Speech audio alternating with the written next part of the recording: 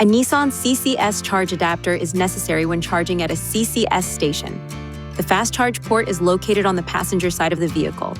Use the My Nissan app to locate a convenient charger within the Nissan Energy Charge network. Once you arrive at the charger, attach the adapter to the charging cable first, then plug the cable into the vehicle. Start your charging session in the My Nissan app by selecting the charger you are at, and then pressing Start Charging and yes, Start.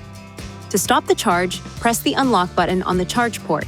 Unplug the charge cable from the charge port, then remove the adapter from the charge cable. You can also stop the charging session in the My Nissan app. Select the Charge tile from the app's home menu and click the Stop Charge button at the bottom of the screen. If you have trouble removing the charge cable, try locking and unlocking the vehicle. Be sure to store the adapter in a safe and secure place inside the vehicle. Please see your owner's manual for important safety information, system limitations, and additional operating and feature information.